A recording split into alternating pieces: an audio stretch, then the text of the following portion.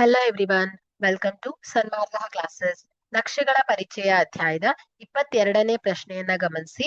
ಕೊಟ್ಟಿರುವ ರೇಖಾ ನಕ್ಷೆಯು ಒಂದು ಉತ್ಪಾದನಾ ಕಂಪನಿ ವಾರ್ಷಿಕ ಮಾರಾಟದ ಅಂಕಿಅಂಶವನ್ನ ಮಿಲಿಯನ್ಗಳಲ್ಲಿ ತೋರಿಸ್ತಾ ಇದೆ. ಯಾವ ವರ್ಷದಲ್ಲಿ ಮಾರಾಟವು ಅತ್ಯಧಿಕವಾಗಿತ್ತು? ಆ ವರ್ಷದ ಮಾರಾಟದ ಸಂಖ್ಯೆ ಎಷ್ಟು? ಸೊ ಇಲ್ಲಿ ಈ ಒಂದು ನಕ್ಷೆಯನ್ನ ಗಮನಿಸಿದ್ರೆ ನೋಡಿ, ಇದು ಮ್ಯಾಕ್ಸಿಮಮ್ ಪಾಯಿಂಟ್ ಅಲ್ವಾ? ಸೊ ಹಾಗಾದ್ರೆ 2024ರಲ್ಲಿ ಮಾರಾಟವು ಅತ್ಯಧಿಕವಾಗಿತ್ತು. ಆ ವರ್ಷ ಮಾರಾಟವು ಎಷ್ಟಾಗಿದೆ ಹೇಳಿ? 12 ಮಿಲಿಯನ್ಗಳಷ್ಟಿತ್ತು. ಓಕೆ, ಸೊ ಹಾಗಾದ್ರೆ ಉತ್ತರ ಏನಾಗತ್ತೆ ಹೇಳಿ? 2024ರಲ್ಲಿ ಮಾರಾಟವು ಅತ್ಯಧಿಕವಾಗಿತ್ತು.